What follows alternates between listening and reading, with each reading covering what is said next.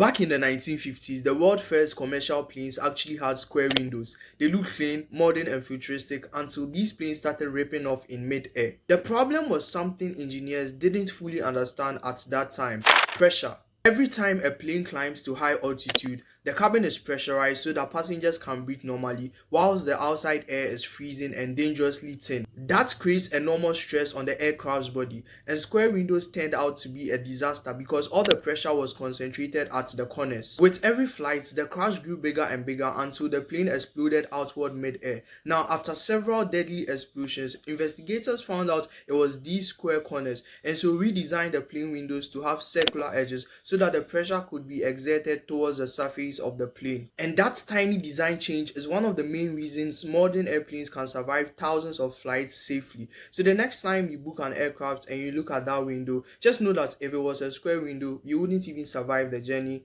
you're going. Peace.